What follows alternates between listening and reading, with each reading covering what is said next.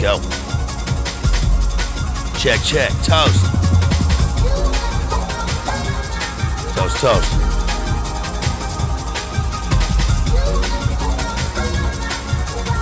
Yo, shouts out to our boy, Rooks G. This is his new one. This is the new Junglist playlist from his live set. He's really killing it. Make sure you guys follow Rooks G, R-O-X-G. Let's go.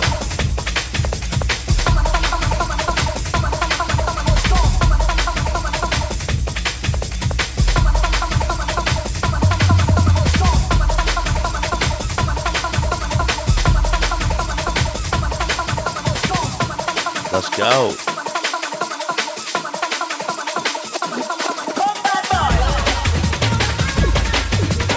Let's go, you guys. All right, we ready? Toast, toast, toast.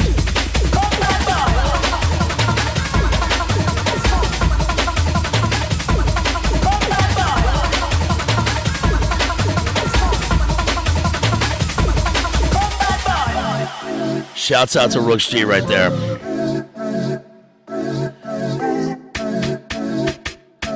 Yo, that's his Junglist Nancy number 4.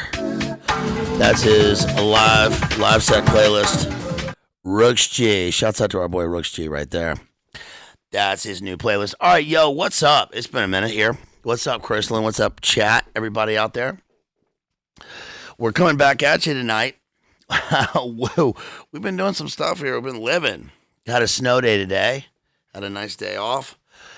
So we rewatched Stranger Things 3, season 3, and also just got back from Nashville. We was in Nashville. We were in Nashville for Thanksgiving, getting ready for the Christmas season here. But we were in Thanksgiving with the family, and in Thanksgiving we were in Nashville doing Thanksgiving with the family. It was great. Been doing a lot. Headed down south again for Christmas in a couple weeks, so that'll be good. Got some time to go to some bookstores. Picked up a lot of books. Bunch of new books. Big stack of books.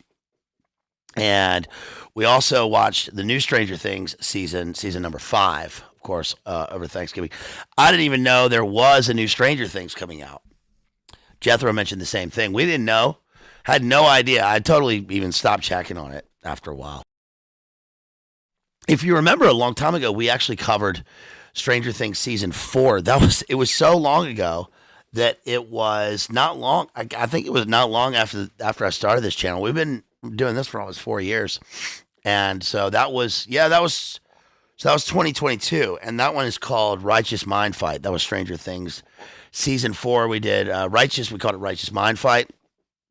Also, we did Firestarter, an analysis of Firestarter, the book and the film and the new film. There's it's not new now, but there was a new film, and that one's called Stargate Monarch. That deals with Stranger Things as well. And also, speaking of Stranger Things, I just got a copy of this book. I just want to show you this before we get into an analysis here, because we're also going to cover Labyrinth tonight. Kind of got a range of things to sort of cover. And one of the books, I went to Rhino Books in Nashville, which is great. That's a really great bookstore. Typical old school style bookstore in Nashville, and it's pretty good. Of course, it's got little statues of rhinos everywhere. I didn't see the obligatory used bookstore cat. Now, the one we went to in was that Michigan?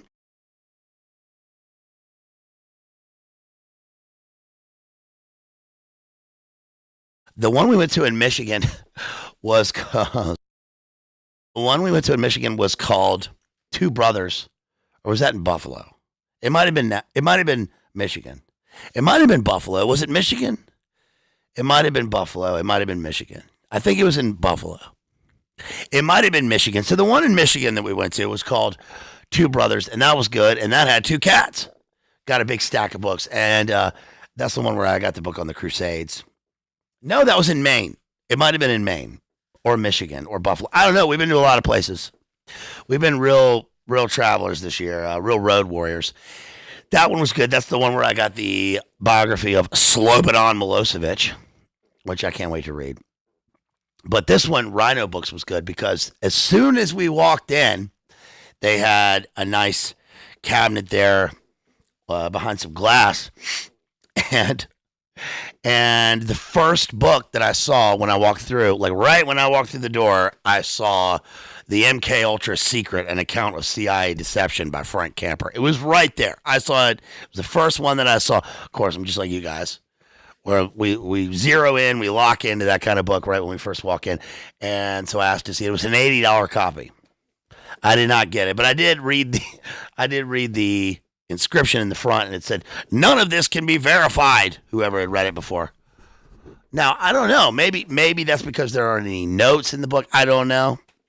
But I ordered a copy. I found a copy. I found one copy, which was $30. I didn't have to pay $80 for it. So that's this book right here, which I'm going to read. I'm going to read soon. And that is The MK Ultra Secret by Frank Camper right here. And it's about Phoenix Program. And yep, no notes. So maybe there are notes. Maybe there are notes. All right, well, we'll see. But I'm going to talk about that a little bit with regard to this book on Mengele that I read. Because one of the things that's going on here that's really annoying me, is severely annoying me, is really grinding my gears when it comes to books, especially when it comes to history, which is mostly what I read, is the fact that sometimes we get these books, especially about a historical era. Let's say it's about a historical era. Let's say it's about a specific historical era in the mid 20th century. That's all I'm going to say. I think it's about it's about that specific historical era when those guys were doing things. Okay, gotta sneeze. Thank you. Did you say bless you? Thank you. And so this book right here is about a historical era. Okay, it's this. I'm going to show it to you right here. I'm not going to say it, but that's the book. That's the book. And it's by this guy. It's by this jolly fella right here. I'm sorry, I didn't mute that. I just did that right in the microphone. I'm sorry. I apologize, and I won't do it again. It's by this guy right here, this jolly fellow. His name is Gerald Astor. Kind of like Ari Aster, that guy from London. That guy, these directors from London. Now, this is Astor, like the Astor family, but I don't think he's related to the Astor family. But this jolly fellow wrote this book right here. Okay, that's all I'm going to say. And the problem is when you're reading about this era with the Brazilians. Okay, we got an index, but there's no notes. There are no references. There are no notes. That's really, really annoying. It's really annoying because you're just giving us the account that you think when you read it, okay? That's really annoying. Please, if you're writing a book like that, please don't do that. Put in some notes if you're reading it. Look, you don't need notes if you're writing a book of poetry. You don't need it. Okay, you don't need it. But if you're writing this, then that's what you need. Well, anyway, we're going to read the account of CI Deception by Frank Camper here, and we're going to hear about his Phoenix program activities. We'll see. Now, that deals kind of with what we're doing tonight because we're talking a little bit about Stranger Things Season 3. I also wanted to show you a couple other books here before we get started. So, no footnotes. There are no footnotes. There are no footnotes, and there are no endnotes. So, when you're, look, we're adults here, so when you're writing a book of history or about a historical era with the Brazilians, and you are talking about, let's say, numbers. Let's say you're giving numbers of some kind, phone numbers, I don't know, whatever kind of numbers you would give, then just give us some references and notes, okay? There are a couple of good books about Mengele. This is not really one of them. Of course, I use that for my book, Runes. I use that for my book, Runes, which is out now. And that's, of course, volume 2 of that. It's actually just a second edition. It's not a volume 2. It's a second edition, and it's got bigger font. I spent 7 hours fixing the font. I'm surprised I could even do it in 7 hours there. And fixing the font, fixing some things. So it's a little bit longer.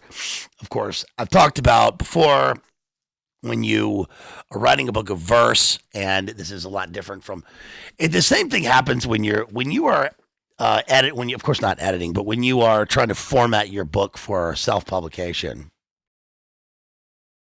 and you fix one thing or you change one thing, then the whole book can be altered. And of course that's what happened with what happens with verse, because when you're trying to format poems, if you the best words in the best order, you have a first word, you have a line breaks. So if you fix the font and things change, then you have to change the gutter size, and then it's just a learning curve, So anyway, I think you should buy this book. Please buy my book, Runes. Buy it. It's a good stocking stuffer. It's a delightful book, and of course, it's got things about Mengele in it. The Angel of Death. So there are some good books on that. It does include the thing about the eyeballs. This is, except in this book, it talks about his wall of eyeballs, and the other books I've read talk about his briefcase full of eyeballs when he arrived in Argentina on the rat line, on the Odessa rat line. The book I'm reading right now is great. It's called Urban Guerrilla Warfare. I got this at Rhino Books also. This is a good book. This does have extensive notes, an extensive notes section, bibliography, and index. And this is basically about, it's got 7 sections here. It's got Warsaw, Budapest, 1956. Of course, I bought it because it's got Northern Ireland, 1970 to 1998. Of course, the Troubles. And it's basically a history of urban guerrilla warfare, as it says in the title. Is pretty good. I've read Mal's Guerrilla Warfare. I've read Shay's book on it. And then I just finished a section on Saigon. So I've read a bunch on Vietnam. Of course, you should read Street Without Joy. That's a good book on Vietnam if you want to check that out, if you like history. Here is, let's see.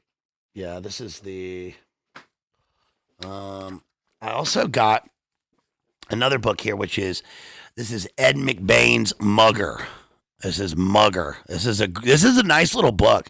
This was in the pulp novel section. It's called Mugger, and I got it because I like the title.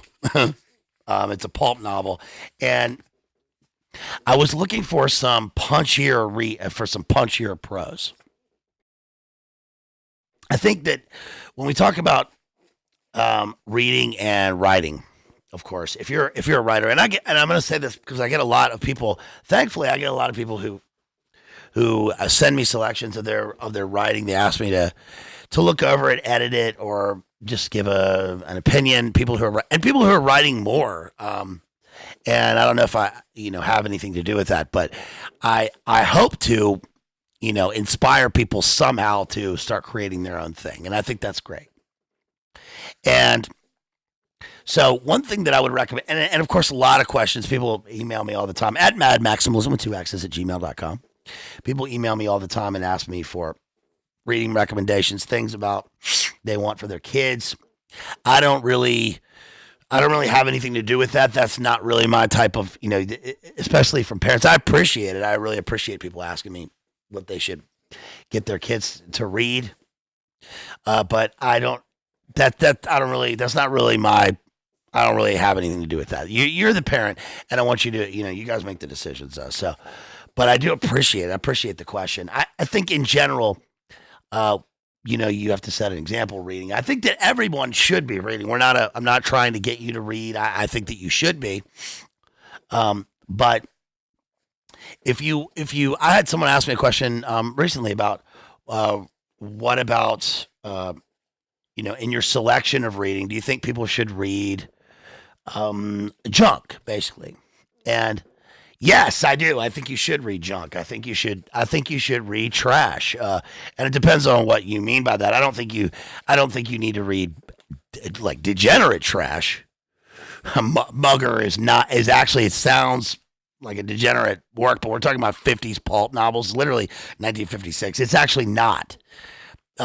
It probably was for the time, but it remains surprisingly insulacious. It insulates us from the salaciousness, the salacity, and it's actually not it's not an unhealthy book to read. It's just a fun book, and I think that you should read junk in terms of. It used to be there were magazines and newspapers. Now everything is, of course, online. Everything's on a paywall and everything. You can't really. We get everything spoon fed to us, man. As he says about art in the movie The Doors. But I think that we should be reading everything we can. I used to read everything. I used to read, toothpaste labels and like blurbs and.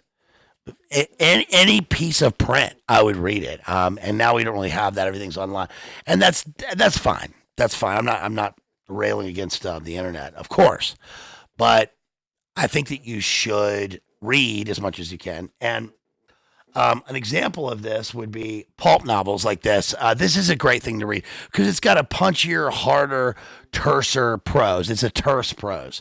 So I want to read just the beginning of this, because this is actually a really good novel.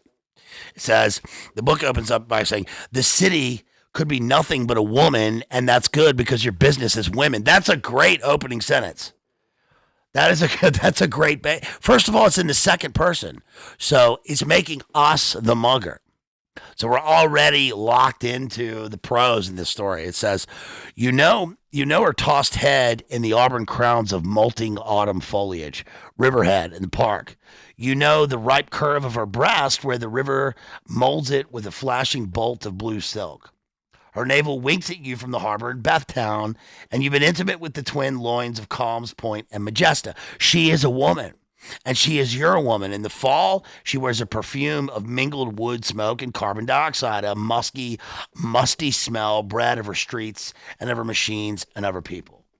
You have known her fresh from sleep, clean and uncluttered. You've seen her naked streets, have heard the sullen murmur of the wind in the concrete canyons of Isola, have watched her come awake, alive, alive. That is fantastic. Do you understand how good this is? This is by Ed McBain. It's just some book I picked up in a stack of pulp novels at Rhino Books. This is really good writing.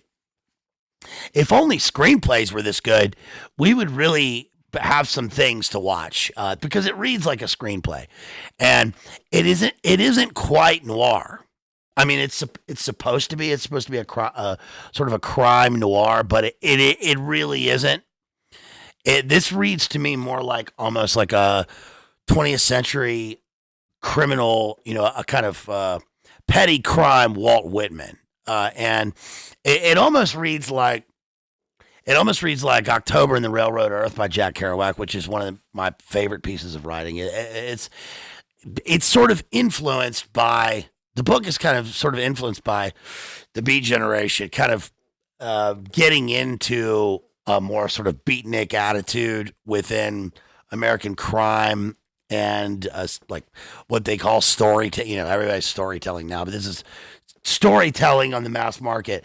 And this is sort of it sounds really lame, but this is like sort of the Netflix of the mid 20th century, if that's sort of anywhere near an accurate comparison, because a lot of it is trash, but this is actually really, really good trash. It says, I love the repetition of the words of the word alive there at the end. That almost reminds me of like Ted Hughes or something. And also the nakedness of the streets. You see what he's doing here. What he's doing here is this speaker is he is removing, he's adding a kind of sexy element, almost a criminal sexy element to the prose, but he's replacing it with a description of the city, and it becomes very American and very poetic rather than something that is so outright salacious, I think. You have seen her dressed for work, and you've seen her dressed for play, and you've seen her sleek and smooth as a jungle panther at night, her coat glistening with the pinpoint jewels of reflected harbor light. That's a nice internal rhyme right there. You've known her sultry and petulant and loving and hating and defiant and meek and cruel and unjust and sweet and poignant.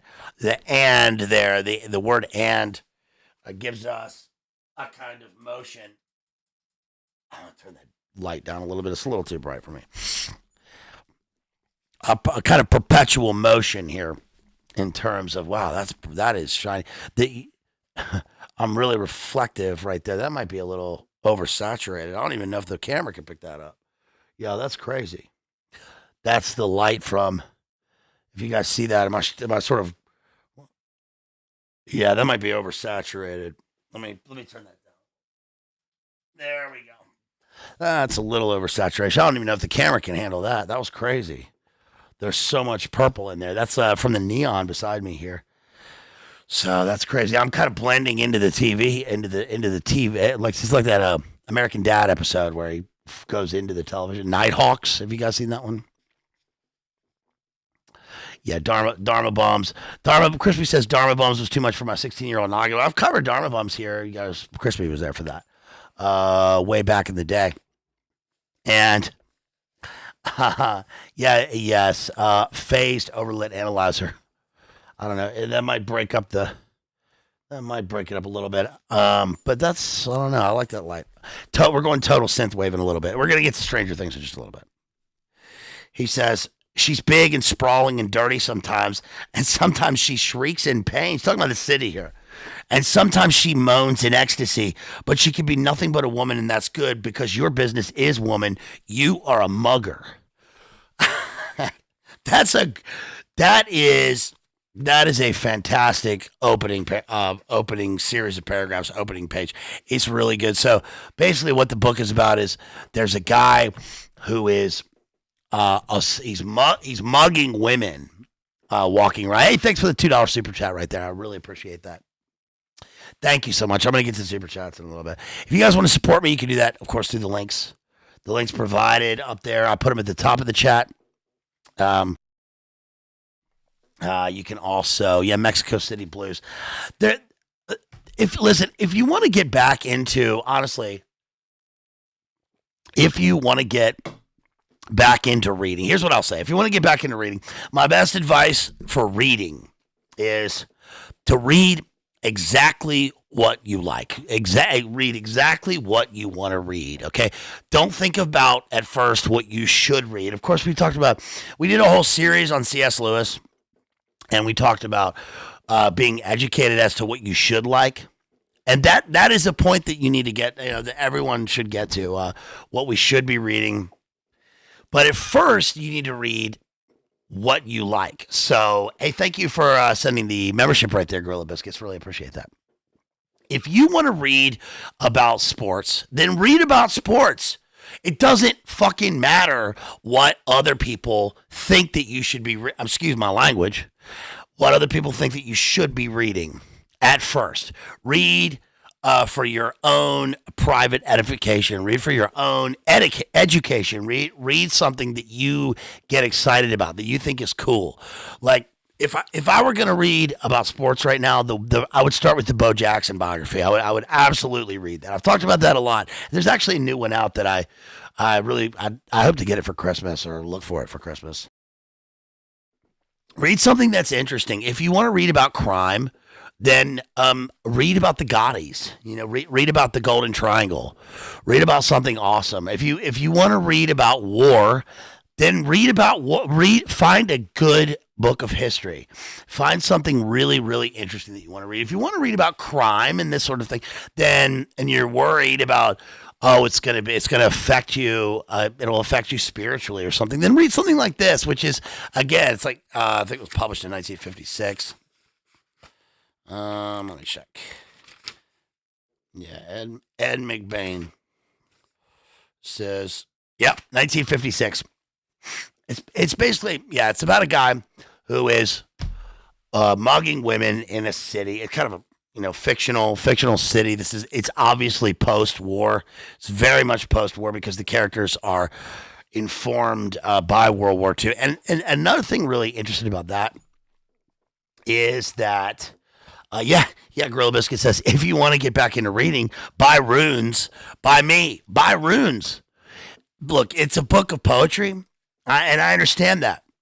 I'm not making any excuses or apologies for it. That's what I do. But what I'm saying is that people's idea of poetry is something completely different than what this book is, I think.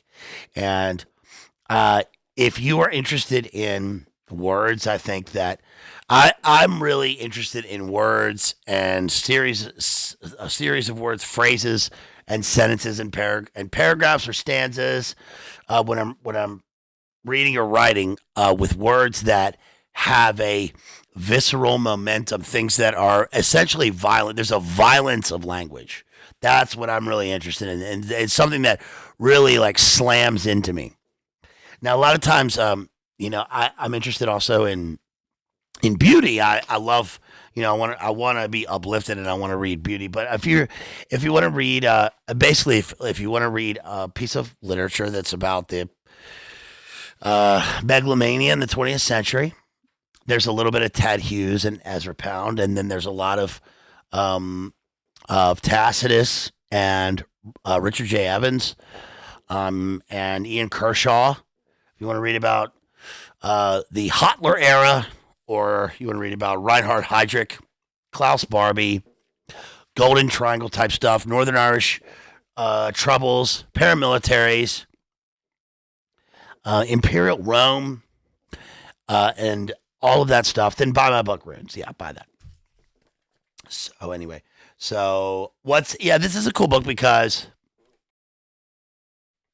what happens is a guy's mugging women, and as he mugs them, it's the bad part about it is that he's mugging them, he punches them, takes their stuff, and then he says, basically so and so thanks you. And they wonder, what does that mean? And then it becomes a kind of salacious thing because he's wearing sunglasses at night and he's kind of a beatnik. Hey, what's up, Hesher? He's kind of a beatnik. And so there's a serial mugger going around town. And so then what happens is we get this hard-boiled cop. He was in World War II. He gets approached by a family friend and says, "Hey, look, we've got this teen. There's this teen, his niece, I think, who's this girl. She's a teenager in school, and something's going wrong with this girl. Can you talk to her about trouble that she might get into?" And so the cop kind of. He's like 20 or something. The girl's like 17. I think he's like 21. He's already been in the war, and yeah. It's because it's set post-war. So he goes and he talks to this girl, and he's like, what's the deal? They told me to talk to you, and she's like, I'm not doing anything wrong. I'm totally normal. I don't have any problems.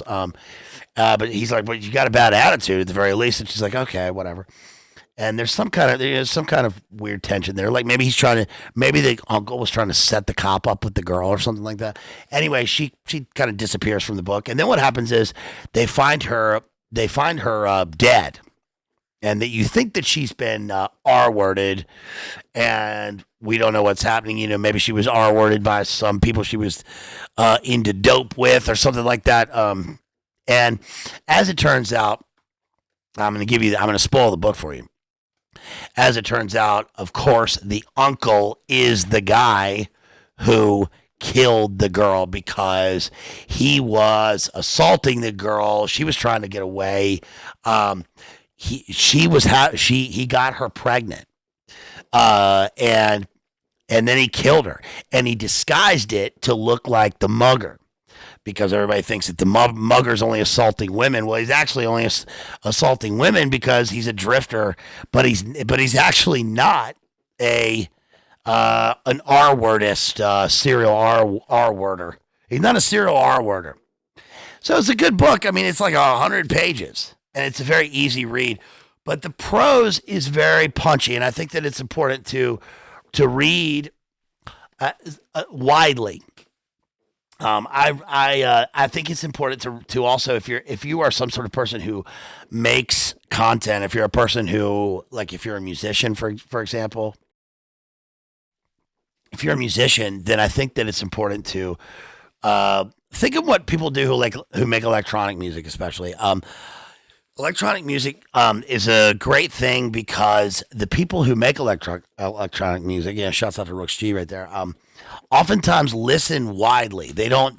You're not making one particular. If you're making one particular type of music, you actually listen. Think about people who sample. Think about samplers who listen to a wide range of material, and that is a good sort of balance. It's good for your edification, and it stretches your conceptual abilities. It's the same thing with reading.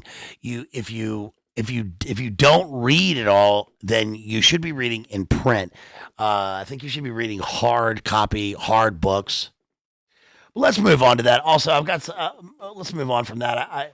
I got some other things that I'm going to cover soon. Of course, I'm going to cover Till We Have Faces by C.S. Lewis coming up, and I've got this Milosevic biography that I really want to read. And I'm going to read the MK Ultra book. I'll be covering Arthur Conan Doyle's Hound of the Baskervilles. That'll be my next literary work that I'm gonna cover here. I can't believe it's been a month since I had Tristan on. That's amazing. I mean, we did 2 Cormac McCarthy books to add to the playlist there. It's already been a month. That's crazy. Nick Mullen would call it "Get Brain, Get Things." Yeah. Why was I thinking of Nick Mullen recently? I was watching. I was thinking of because of I think that movie Breakdown. I was thinking of Nick Mullen's bit about the movie Breakdown with Kurt Russell, where he's like, "You come in here all fancy from the city with your new Jeep Grand Cherokee, a full package, 4-wheel drive, AC." All power windows, trying to do things fancy, boy. It's just an ad for a Jeep Grand Cherokee because that was new when the movie came out. That's very funny. So let's talk about, first of all, we're going to talk about the movie Labyrinth and Stranger Things. I'm I'm gonna maybe get into Stranger Things 5. Honestly, I can't really remember what happened in Stranger Things 5 now that I've just watched. Whatever, how 10 hours of Stranger Things 3 in one day. But Stranger Things 3. Let's start off by talking about Stranger Things 3 because I'm talking about Labyrinth as well. Stranger Things 3, I think, is just about perfect. I really do think this. And if you're a naysayer or if you have a problem with Stranger Things, I understand your problem with the general culture and with the things around this show, or like the kind of hyper obsessive sort of Funko Pop obsession with Stranger Things. But I really do think I do find it hard to understand how a person can not like this show. I really do. To me, it is so good. It's really, really well done. And I'm going to give you some examples of this here. Shouts out to Jethro right there and Maddie. Stranger Things 3 is so good because by the third season, they've really synthesized all of the great elements in the show. 1 was great. I like 2 also. I'm pretty much Funko Pop for Stranger Things. Yeah. But I was also born in 1980. I think that might have a lot to do with it. I mean, it's kind of, the show is made for me. So there's a I wouldn't be the age of the kids in the show. I was 3 in 1983. They are I guess they're 11. They're 11 or 12 in 1983, or they're supposed to be. But it is the kind of thing that's made for me. I do remember. I know all the references. I mean, like Ghostbusters, right? I remember when they dress up as Ghostbusters and they go to school so that's cool because I had Ghostbusters on VHS, not only on VHS, but yeah, I am. Damn, I was born in 1980. Damn, I'm old as fuck, bro. Excuse my language. Yeah, season 1 over season 2. Well, season 2 is like a sophomore album for a band, where the popularity of the first season is so much. It builds up so much that it's hard to match it for season 2, and then they get back to form on season 3, right, or the third album. Season 2 was good though because season 1 is about MK Ultra. Season 2 is partly about SRA. And about how 11 is taken. It's also about it's where I gained a lot of inspiration for this book that I am sort of not trying to write. Shouts out to Rachel right there, who became a member again. Right? Shouts out to Rachel, our friend based homeschool mama. Shouts out to Rachel Wilson and the Wilsons, who are now relocated to somewhere. Can I say, everybody probably knows it. I'm sure you guys have said it, but just for safety's sake, I'm going to say shouts out to Rachel and Andrew and the beautiful Wilsons, who have relocated somewhere down south. They are somewhere down south. Welcome to the party, pal. No, they're somewhere down south. And shouts out to them because I hope that their move has been great.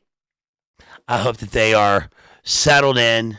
I can't wait to see. Okay, there she said. Okay, good. She said it. Yeah, Texas. They're in Texas. So now Rachel said it. She's in Texas. They're in Texas. Shouts out to the Wilsons of Texas, I'll say. And I really I hope that their move was blessed and that they're going to be productive and a lot more happier.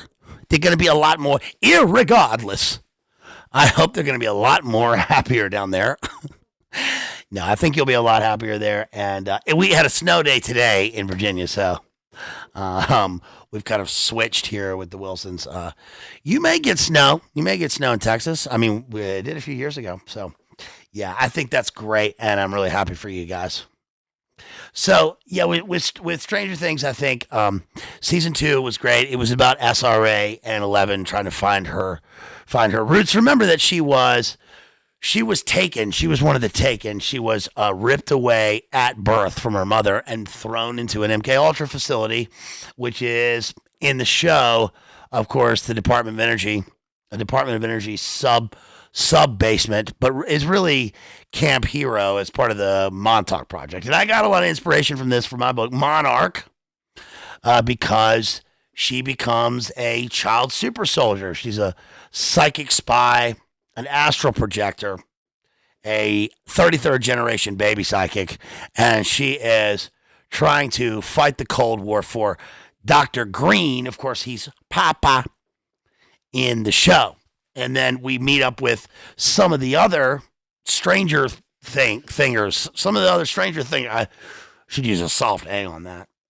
Some of the other Stranger Things, and they are, of course, there's the one girl from Jaipur or whatever, and her name is Ramaswamy, and she is trying to basically hunt down her programmers. And so in my book, there's a serial killer who wears a mask of his own face with mirror shards for eyes. There's a little bit of Red Dragon there. And he has escaped Most Dangerous Game, MK Ultra facility, and a kind of, what's it called? What was the trial? Fuck, now I can't even remember the trial. There's a Presidio and the McMartin. He's escaped a kind of McMartin. He's a teenager, a late teenager, and he has become a serial killer who's trying to, but what we figure out in the book, of course, is not a giveaway, but he's trying to hunt down his programmers. His programmers are his victims. And so we kind of get that in Stranger Things Season 2. Stranger Things Season 3, I think, is really an ideal for television. I mean, it really is fantastic. And here are the reasons why. Okay, so first let's contrast it with let's get on with it here. I know I'm rambling. One of the things that I've been seeing a lot of great reels and content and videos about recently is why movies look the way that they do. And these are right. These are right. A lot of these videos are accurate. One of the reasons that we don't like movies right now, and the reason that movies look the way they do, they use Wicked and Wicked 2 as an example. I haven't seen them, and I know people. I know people that like those movies, and that's great. And there's some other great things that are out there. I think that the reason that movies look the way I'm talking about, the way they look. One of the reasons that movies look the way they do is because they have taken the form of a kind of portrait mode on iPhone. I took this straight from some of the videos I've seen. It's not my idea. What this does is it focuses on character, but for all the wrong reasons. Do you remember that for a long time we had movies that were criticized because the script was not good or because there was no characterization? We only get action and CGI. That was the complaint. That was the complaint for many, many years. I remember when the movie Twister came out in 1996. That was a great year for movies. And one thing that we've seen in the post-modern world is that movies that or artistic eras or things that we think are really shitty, we look back with nostalgia upon now because we think things can't get worse, but they can. And actually, a lot of things that are really bad, we were a little harsh with and turn out to be really good. Like, for instance, I was saying the other day that, the movie Daredevil with Ben Affleck, which people thought was really bad, is actually not bad. It's actually not bad. It's not as bad as you think it is. And one of the reasons is because it was made in the Marvel era before all of the super Marvel era stuff. And also, I think Ben Affleck is kind of, I don't know. I don't really care. I don't care about the private lives of the celebrities. I don't know. But I kind of think that with all of the sort of mythology around Ben Affleck and Matt Damon, whatever, who really cares? But I think that the sort of mythology is that they won the Oscar for Good Will Hunting for best screenplay, but it's actually Matt Damon who wrote it and that Ben Affleck is kind of a hanger-on, and he's kind of the role that he plays in Good Will Hunting. But I tend to think that it's the opposite. I actually think that it might be the exact opposite. Which would be a perfect vehicle for these two characters in Hollywood. I actually think that probably Ben Affleck is the guy who wrote it, and then Matt Damon is the guy who kind of was a hanger-on and stars in the movie. That's what I kind of think. I also think that the relationship with J-Lo and Ben Affleck, which again, whatever, I don't give a shit. I can't believe I'm talking about it, but I tend to think that it's actually not, people hated them when they made this movie. Look, man, they made a movie. They made a shitty movie called Geely. I never saw it. I don't care, but I'm glad they made the movie. And he and Jennifer Lopez were in a movie, and they fell in love. And maybe, just maybe, there are people that really do fall in love. I'm a romantic, and I want people to fall in love. I want men and women to fall in love, and if they're in Hollywood, I want them to fall in love and to get married, and I want them to have that kind of a normal life. I like that. So they get married. Everybody hates them. Whatever, I don't care. And then time goes by. He marries the CIA woman. Then he gets to the CIA or whatever. Then he's in all these CIA movies. But what I think happened was that then he met up with her again, J-Lo, and then they got back together, and then everybody liked him all of a sudden, and then they broke up. So it's this kind of PR thing. Well, actually, maybe they broke up because right when they got back together, he found out. And it was exposed that she was like the frequent Diddy person. Maybe she was at the Diddy parties way, way more than he thought she was, or at all. I don't know. That's what I kind of tend to think. And I think he kind of thought, you know what, I'm going to go back to standing on the corner and smoking a cigarette, which I can relate to. That, that kind of miserable look where you're standing on the street and you're just smoking, thinking, fuck, another day. That to me is the look of somebody that I can relate to, I guess. And who knows? I think that's part of the problem. But I think one of the things, I don't know how I got into that rant. I think that one of the things that's happening with movies is that we focus, for a long time there was a focus on character. But what this has done is it's gone all the way into this completely other world where now we are so focused on character that Hollywood is mistaking identity for character. Identity is not character. Identity is what Norm talked about when he talked about identification. Okay, identification. Identification is a weird word because ID stands for identification. So the I stands for I. And the D stands for identification. And so the D is doing the heavy lifting in that word, right? And it literally just means your mouth bones, your teeth.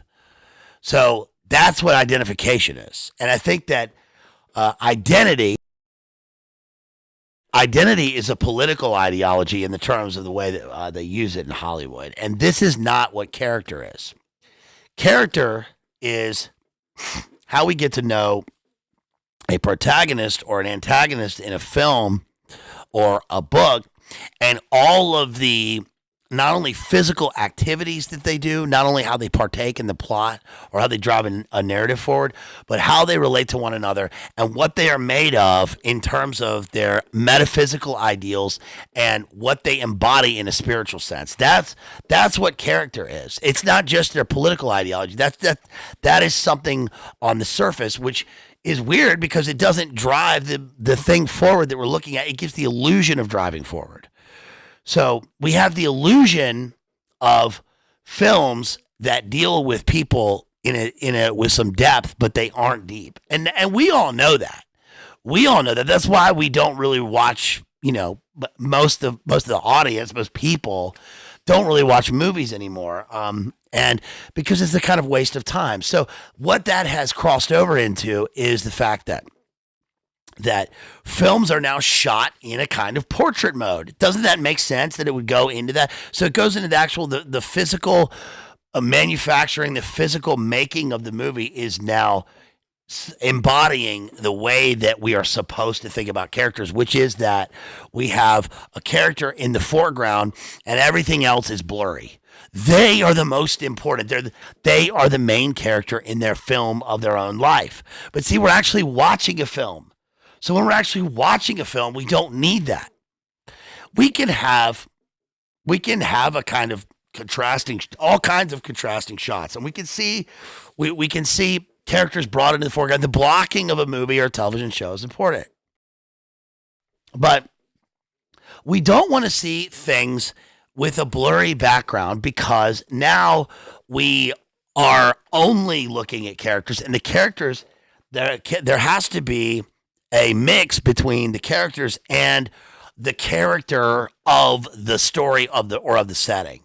So I think a great let's talk about like two different forms of this. One would be the Apple show, and also Apple TV is part of the problem, I think, with this, because Apple TV is grayscale. Everything is gray. You know, one thing we've talked a lot about aesthetics and color and kind of color scale, and one thing that is happening now, especially with digital media and the lack of actual film stock and the sort of overabundance and the ubiquity of streaming services, is that everything is grayscaled, and that obviously translates into our physical location, our reality. When you go to the suburbs, I mean, what's amazing about America is that everything really does. And I'm not saying this, I'm not criticizing America. I love America. I love this country. I love this fucking country. I love it. I really love it. And I'm not being ironic. I'm not being any of that bullshit. I think irony is also part of the problem. There's too much of a sense of, Tristan and I were talking about that on the last stream. There's too much irony, or as Larry King called it, iron. There's too much irony. There's too much postmodern irony, where, you know, everything has to be cute and everything has to be kind of kitschy. No, I love America, and I think it's beautiful, and I think that a lot of America really does look the same. It's the same. You can go from one suburb to the next suburb. You can go from one gas station to the next gas station stop, but there's a kind of comfort in that. There's a kind of we have too much of it, but there's a comfort in knowing exactly what you're going to get and what you're going to expect. And everything is too corporate. There's too much corporate shit. And I don't mean that like in a communist sense, like we should have, or some hipster mom and pop shit. I don't know. We should have more of that, but I love America. I love this country, and its beauty. It's widespread beauty. Think about the last page of The Great Gatsby again, with the green breast of the New World, how we're a massive continent. There's so much, and there's so, I mean, just drive through this country, just take a road trip. It's so beautiful. It is everywhere you go is beautiful, and all the people, not all the people, but people in America, people are really, really sweet. They're really giving and charitable and sweet and beautiful, and people really have a good attitude for things. And it's, but anyway, enough of that. When you look at Apple TV, you get this grayscale, and everything is not the gray box. Everything doesn't have to be the gray box. That's part of the problem. So this show, Morning Show on Apple TV that we've been watching, which has Reese Witherspoon. Again, like Reese Witherspoon is, she can be cute. She was cute, and I think that there's a problem with Hollywood people where they want to react against what made them famous and what they're known for, which is like with Reese Witherspoon, it's like Legally Blonde, right? We know her from like 25 years ago with Legally Blonde, and she was, she's playing the cute, busy. She's the boss girl. Right, but she's kind of a girly girl, but she's a lawyer. And say what you will about what you think about that politically, or what it's done politically, or whatever. But the point is that she is a feminine character. She's really cute and she's smart. And I can relate to that kind of a character because my sister's like that. My sister is very pretty and she's very smart. She's a lawyer and she's a feminine woman. So good for her. That's good for her. I like that in movies. I think that's cute. She does not need to be. Of course, she played a heroin addict in Cheryl Strayed in that one movie. I thought she was actually good in that too. I like her because she's Southern. I want there to be a good Southern actress out there. But in this movie, of course, she's playing a Southerner, and of course, they think she's traditional or conservative or I don't know something for their network. But because she's Southern. But the problem is she's going to turn out to be the exact opposite, I think. And also the problem is she dyes her hair this dark brown, and that often happens, with Hollywood actresses. They don't want to be they don't want to be cute. They don't want to be pretty. The same thing goes with actors, by the way. You notice for people to take roles as serious actors, they have to be as ugly as possible. They have to try and be an ugly type of character. So Brad Pitt, for instance, who was this sex symbol or whatever in the early 90s and had this stuff, went to Belfast and filmed. He was doing research for The Devil's Own, and he apparently got beat up in walking around the Falls Road by some nationalist kids or whatever, and he got beat up real bad, and so then he started taking on ugly roles where he was a hard character. So the next one was Snatch, where he played a gypsy, an Irish gypsy fighter. So I mean that's cool. That's a really dope role. Then he did Fight Club, of course. And Fight Club is, we've covered Fight Club and the book, and those are cool. But my point is that there's a thing with Hollywood actors where the type of role they have to go through is that, like, look at, like Gary Oldman was always seen as a kind of serious character actor, but then the line for me was when he did Hannibal, which was filmed here, by the way. I told you this, that it was filmed here. He stayed at my friend Justin Dre's house. When he was filming that, he would mow the grass. I don't know, maybe he was coming off of his alcoholism, and so he did this role, and he films it in Asheville, in Asheville, North Carolina, and he plays the role where he like cuts his face all up. So the whole movie is he's like, my name's Mason Gamble, and I'm a guy, and he cuts his face with glass. So he literally has no face in the movie. Do you understand that the ultimate role for a Hollywood actor who takes himself very, very seriously is an actor who has no face? My book is about a guy who wears a mask of his own face, which I think is sort of crazy.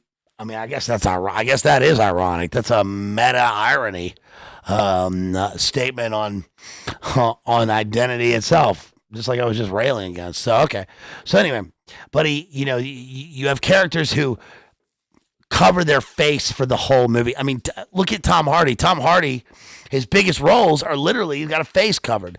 Bane, he wears a mask the whole damn time. Mad Max Fury Road, he's got a mask on almost the whole time.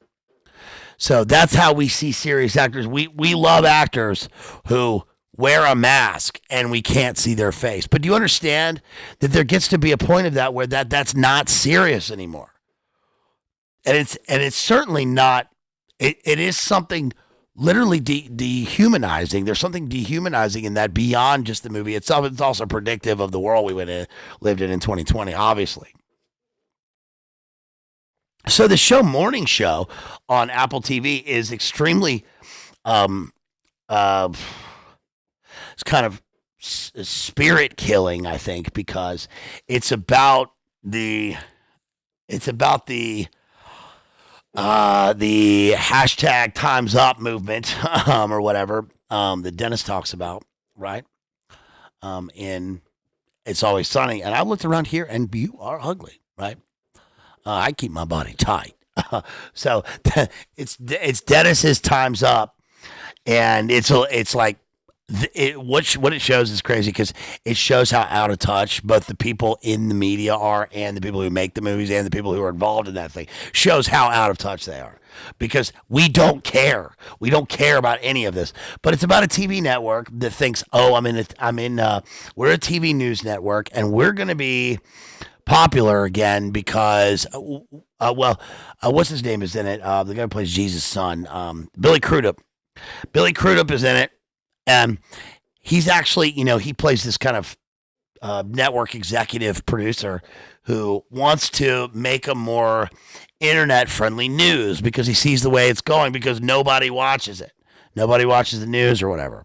And it's got Jennifer Aniston. I wonder if Jennifer Aniston knows that she's in the show because she represents the character. She not only plays the character who comes from the old world of media and she wants to be relevant again, but she is literally that in real life in terms of what we think of her in sitcoms.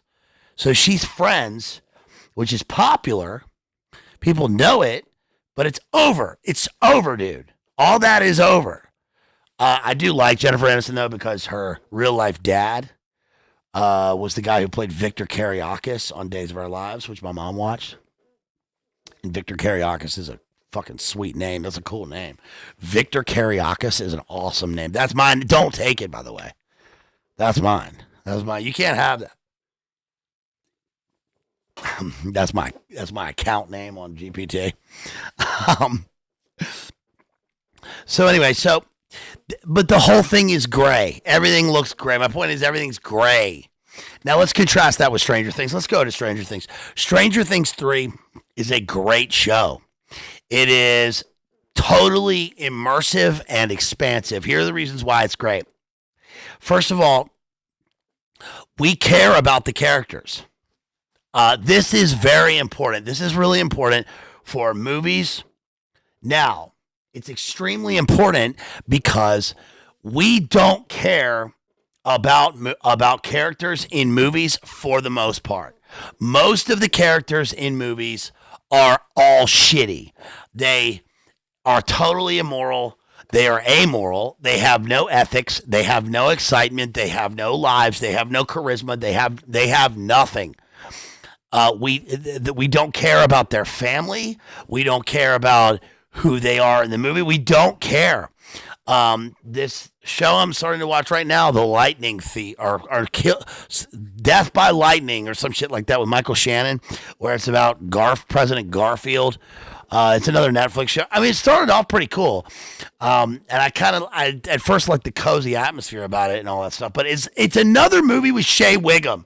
Why is Shea Wiggum in everything? I'm sick of this. There was a point where I thought, Shea Wiggum's cool. Now I think, get the fuck out of here. I'm sick of you being in everything. Same with Nick Offerman. Nick Offerman is in Listen, man, you want to be in movies and you want to be the dude who drinks whiskey and who smokes and who's, you're eating your meat and all that stuff, but you aren't. You aren't that. You're a liar. You think that's the version of, that's the man, the centrist middle of the road. We don't want that. We don't want that shit. We don't want that. You're a liar. You're a backbiter, deceiver, liar. Broke back. You're all those things. You're a fucking liar. I get it. You're an actor. Yeah, an actor is a liar for a living. I get it. I'm just, I mean, you're Ron Swanson is funny, but that's a television show. And so then you're in fucking everything. No, I don't care about you. We don't. Who's the fucking guy in Twister? And he's in The Running Man. You remade The Running Man? You remade The Running Man? Are you serious? What are you fucking thinking? You remade The Running Man? What's wrong with you? We like the original Running Man. We like Arnie in the 80s. We like action. We like fucking military shit. The Body is in the first one. There's we like Bill Paxton. We like shit. We fucking like The Running Man. It's like future tech and, and He's a badass. Like, we wanted that shit. Now Arnie is, screw your freedoms, all that shit. We don't like Glenn Powell. Get the fuck out of here, Glenn Powell. We don't want to see you. You know what made me mad about this fucking guy? This is what made me mad about this. Excuse my language. I'm sorry. I didn't mean to go. I know you got families. All right. And I apologize, and I won't do it again. But Glenn Powell, whoever that is, I'm glad. Listen, man, I'm glad for your success. I am. You're just an actor. I don't really care. But listen, you were in Mission Impossible. Not Mission Impossible. You're in Maverick. You're in Top Gun Maverick. When everything in Hollywood is shut down. Okay, they shut the world down, and they shut Hollywood down, and they did all this bullshit. And then Tom Cruise, everybody hates on Tom Cruise, right? Guess what? He tries to make a fucking movie and put all these people through college. Okay? And he wants to put their kids through get them an education and make sure they can pay their mortgages, so he gives them a job. He offers you a job. He offers you a job in Top Gun, the sequel to Top Gun, which... Fuck you, take the role. You don't take I had to think about it for a minute. What do you fucking mean you had to think about it? Who are you? You got offered a role by Tom Cruise in a movie? Tom Cruise, the greatest person in Hollywood ever. He's the one. He's in every... Tom Cruise is the one. He's been in every great movie. Name a great movie, it's got Tom Cruise in it. Fuck. Excuse my language. Tom Cruise offers you a role in this movie and you had to think about it? Get out of here. Then you're going to replace Bill Paxton in Twister? Bill Paxton, God rest his soul, passes away. Okay. And then they think, let's remake this movie. We're going to put Glenn Powell in the role. There's no way I'm ever seeing that movie. There's no way. There's no way I'm ever watching that. So then you're going to replace Arnie in the next one. Just get out of here with that. So Stranger Things 3 is a great show. So here's why Stranger Things 3 is great. We care about the characters. We care about every single one of them. They're great. The movie is completely saturated in synthwave neon, the show. There's a synthwave soundtrack. Okay, it's got Billy in it. Billy is sitting there in front of his Kill 'Em All poster, fucking being a badass. I mean, what do you want? Okay, 11 has magical psychic powers. Season 3 is based on basically the inspiration for that, I think, is The Thing. The first episode has a Thing poster in the background, and of course they go to see what is it, Night of the Living Dead, I think. So we get elements of Night of the Living Dead, and we get elements of The Thing. I mean, basically the Mind Flayer is a kind of Dungeons and Dragons thing in that season, and also, you notice the great thing about season 3. I assume you've seen Stranger Things, so I don't really need to give you a thing. The reason it's really great is because season 3 they really never go to the upside down. Only 11 will sort of navigate in her astral projection between the black goo world and the kind of obliterated world of the sunken place. But also, she kind of goes into the upside down, but really only Billy goes into the upside down. And so I think that's probably why The Thing is so good, because, the upside down, which is where we live. People call where we live the upside down, and it does look like it. It really does. Where we live looks just like the upside down. It's very funny, but there's by the way, it's got Jake Cockadoodie Busey in it, which is fantastic. Jake Cockadoodie Busey is so good in this. He plays the douchebag who works at the local news place. newspaper. And so Nancy, I forgot her name is Nancy. Nancy comes in and she goes, but what about all the politics?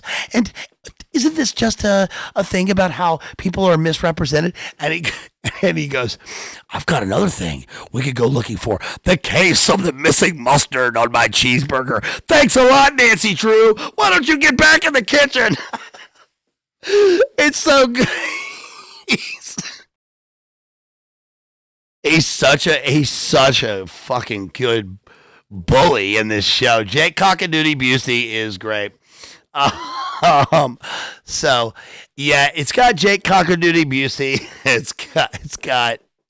It's got Billy. Billy is badass. So I just want to talk seriously about some of the acting in this, because it really is fantastic. First of all, in all seriousness, Stranger Things 3 is really a fantastic thing. I think this is probably one of the heights of, this is like really the height of television. The show is also came out in 2019. I remember when it came out. It came out July 1st, 2019. I remember that. And it's a summer season. And so we get this kind of, we get season 1 is the fall.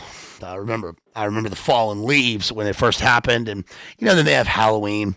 Season 1 was really a Halloween season. Season 3 is summer, so we're kind of moving in a seasonal phase of where now life is in bloom. Now everything is great, and we're absolutely saturated with color. Every shot in this season is so well done. I mean, it's like you want everything in sci-fi to be, which is completely immersive. You need a universe that is saturated and immersive. You need it to be something expansive and big. You want to be able to totally dive into whatever this world is. And Stranger Things manages to do that because it's set in a small town in America.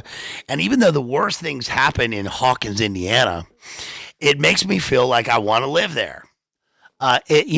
It's full of, let's say, nice people. It's full of nice people. It's summertime. They got the pool. The kids are all outside doing stuff. People have jobs. Like everything's cool. Everything is cool. 11 is back at home. The other great thing about this is the father-daughter relationship in this. It really is fantastic because Hop, the David Harbour, the sheriff, he is now, 11 is his daughter. And he, remember that the Stranger Things season 2 ended with 11 closing the rift. That was a really great scene. It had season 1 was the Demogorgons, season 2 is the Demi-Dogs, which are kind of Ghostbusters dogs with Zool. My name is Zool, right? Season 3 is the Mind Flayer. So now we know that Vecna, if you watch season 4, is sort of on the dark horizon.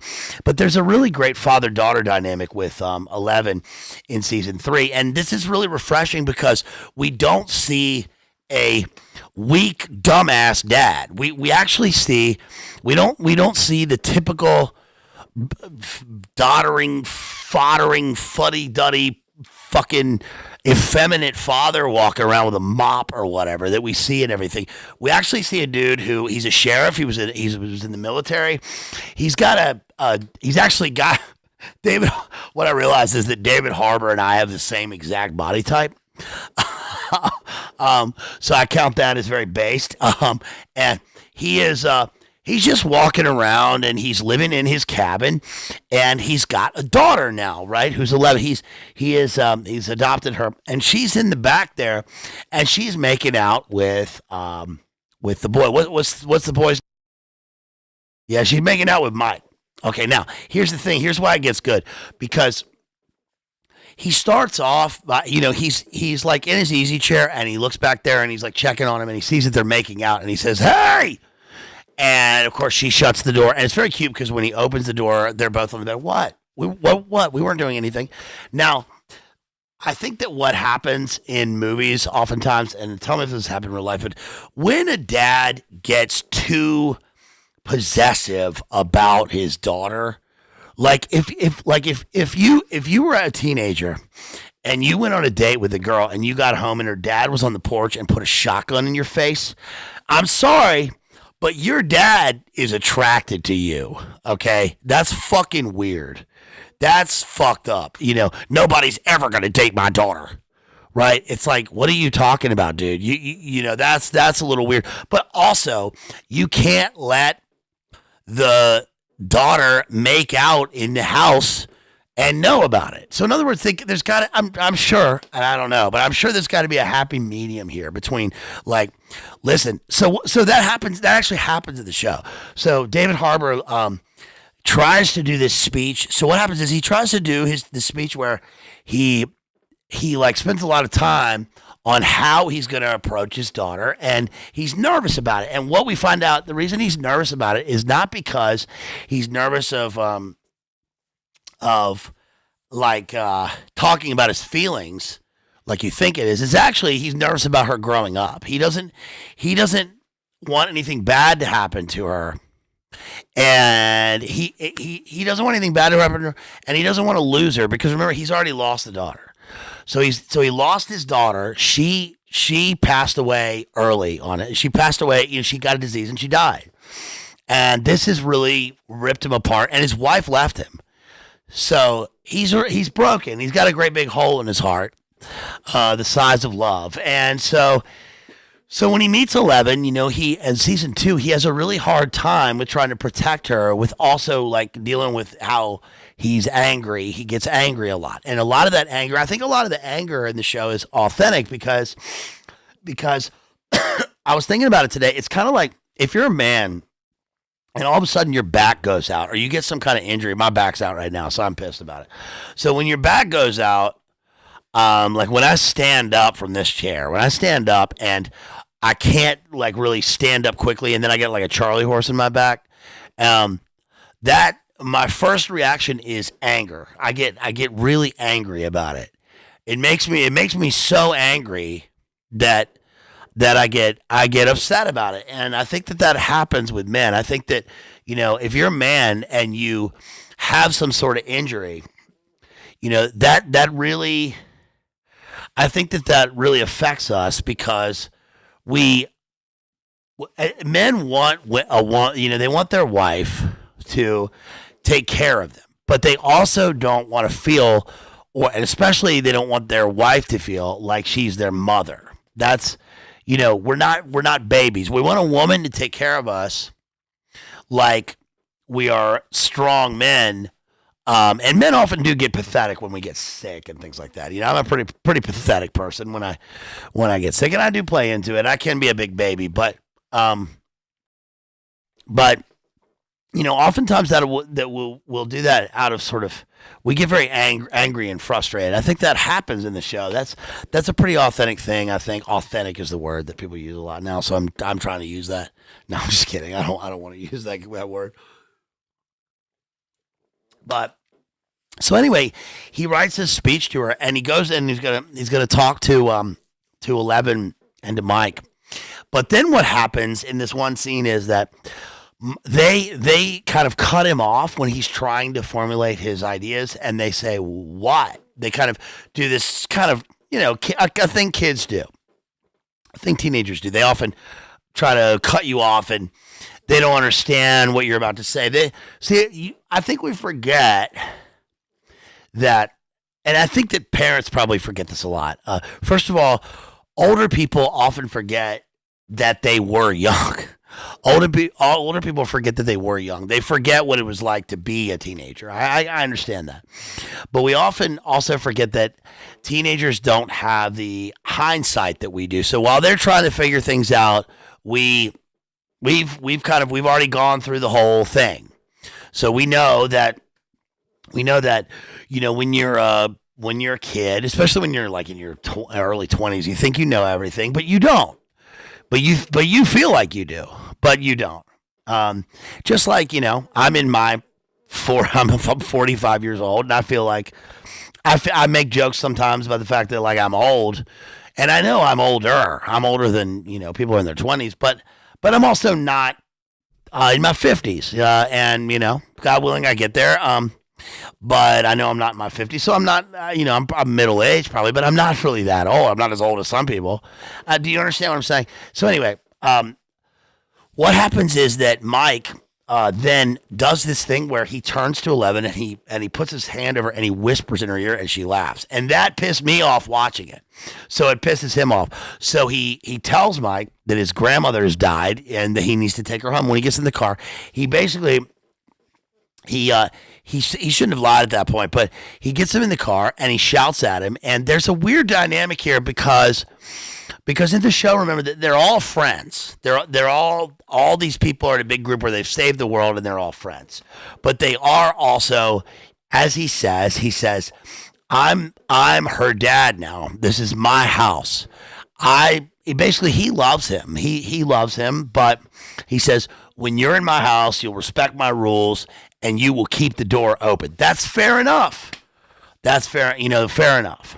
Also, you don't want to know about your daughter making out with the guy. You're glad probably that she is making out with a guy, right?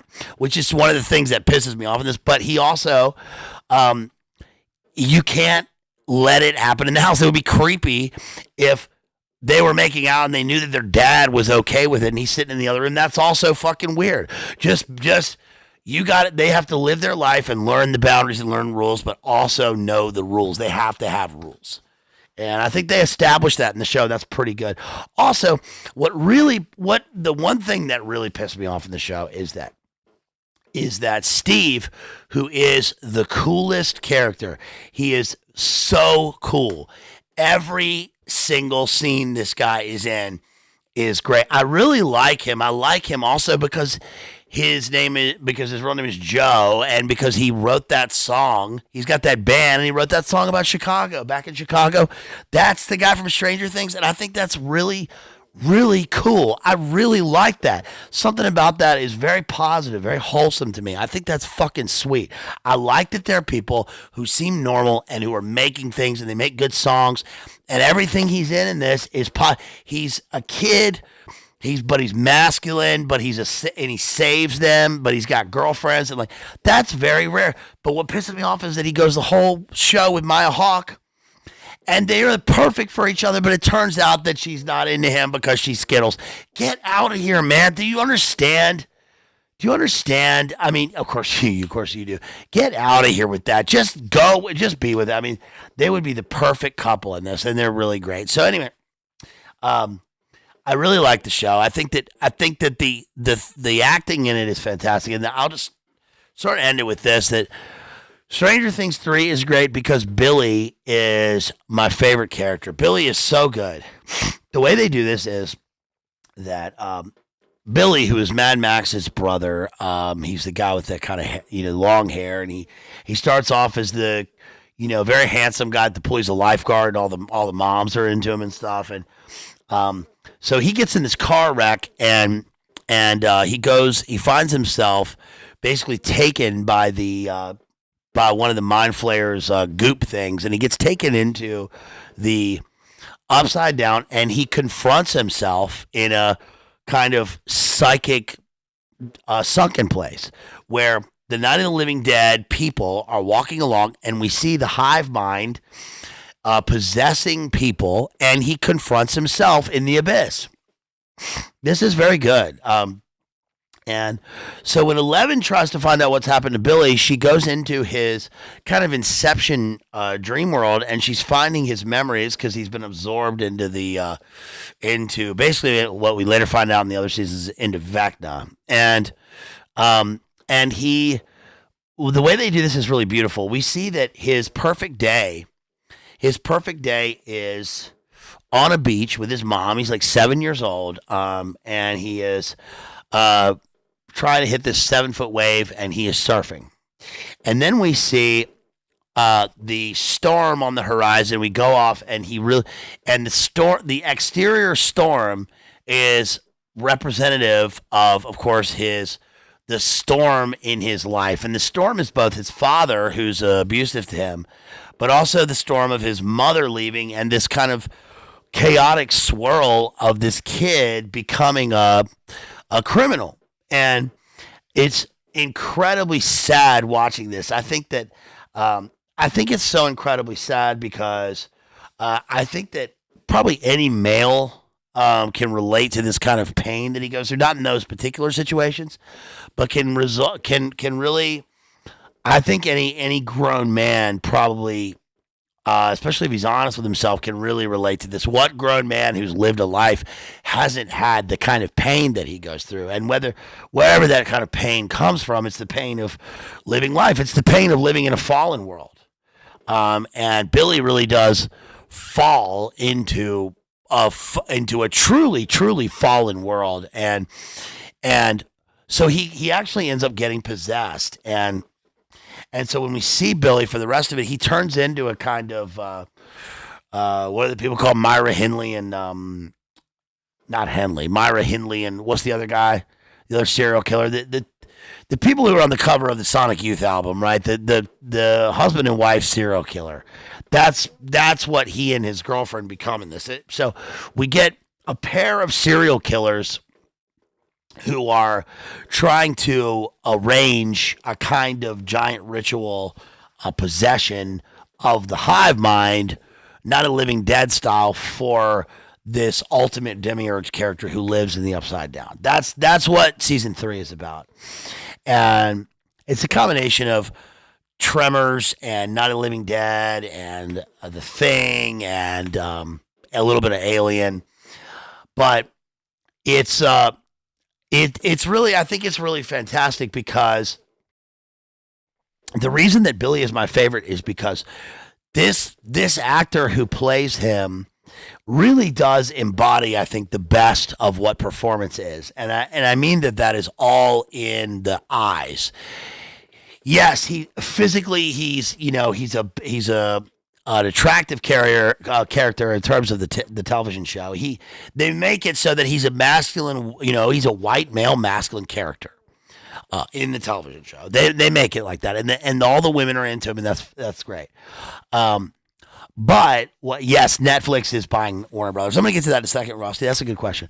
But the other thing is that when he is in pain, he does an interesting thing because when he is possessed, we actually see, at least I think that you see, this is what I see when I watch it. I see a singular actor on the screen who is playing two roles. He's playing both a character inside of himself who is in pain, struggling to get out of this exterior character, and that is a character who's possessed by another character who looks just like him. It's a demonic Gemini twin, and he's playing both of those things. That is incredibly difficult to pull off. That is not a level of of performance. I mean, that is usual. That is very difficult.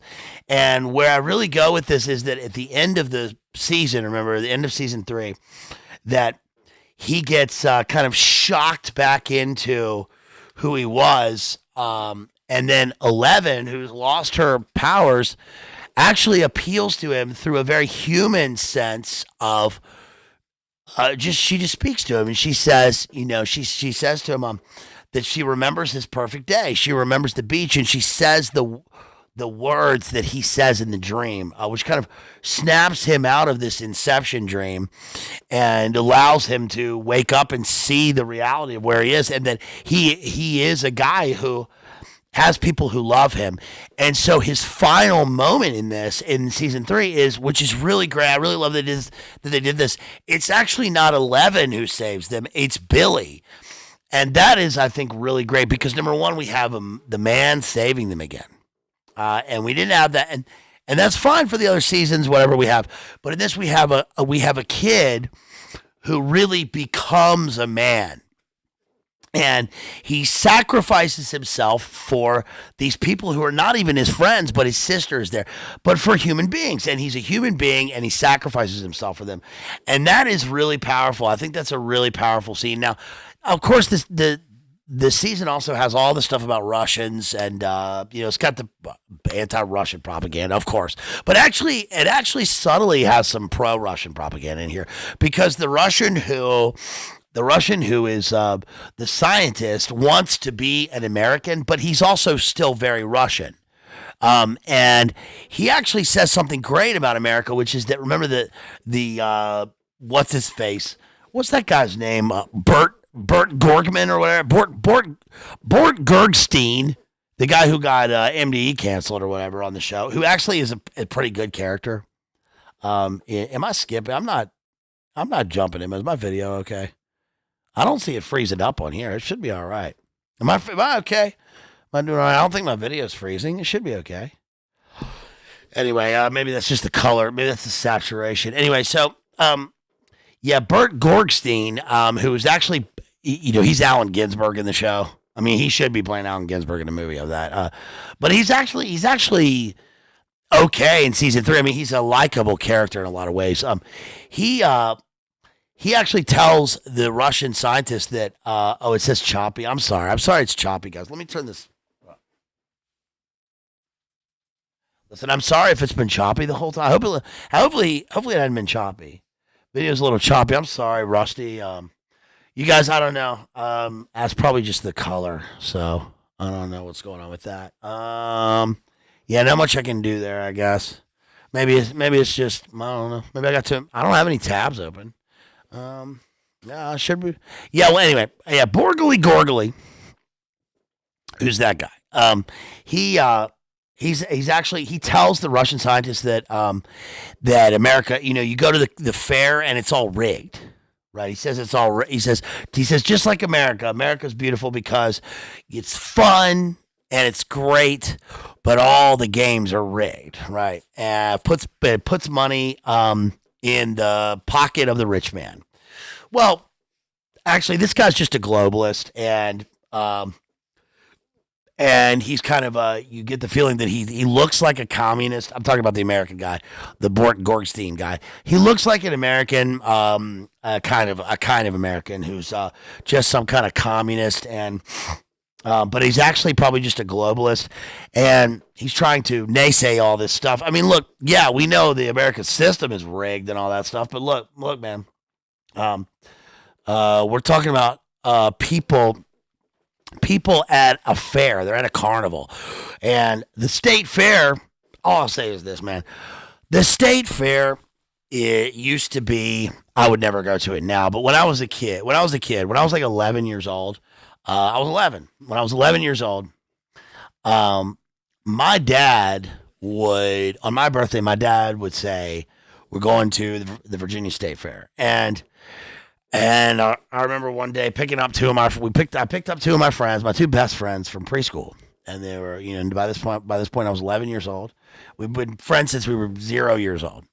And one of the happiest days of my life is going to the state fair. And dude, holy shit, man. The state fair was just fucking like, and Stranger Things really does make it look like that. It's just like this world that is so good. It's just so good, man. It's just so good. Like, there are rides. There's cool things there. They had elephant ears to eat. It's like funnel cake, but they call them elephant ears. And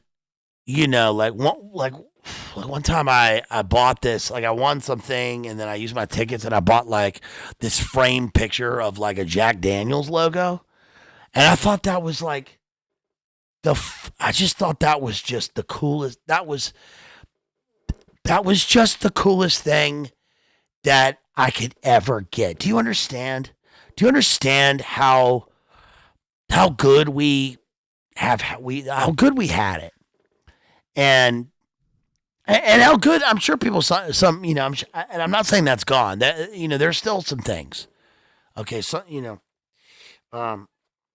like I talked to my friend Andrew sometimes about this place we had, Golden Skate World. Shouts out to Andrew out there. There was this place, Golden Skate World here. And it was just a roller skating rink. And like I had a birthday party there one time, and and you had this little room. Like, there's this little room for birthdays. I know everybody knows like about this kind of thing. Like, there's a little room for birthdays, and they got those plastic little sofas, a little plastic bench and a plastic, Formica tabletop or whatever, and they bring in birthday cake, and just I could like feel the yellow in that room. It was just like yellow, it was bright. And then we went skating, and dude, like we would have these. We went there for like youth group one time, and we went there for like we would go there for field trips. Like okay, listen, like we'd be at school and they'd be like, surprise field trip. We're going to Golden Skate World. Holy shit, man! Holy shit! Fucking dude! Holy shit, man! Do you know how good? Do you know how good it was to have a field trip to Golden Skate World? It sounds like what it is. It's like heaven. You're young. You've got absolutely nothing to worry about. There's nothing to worry about.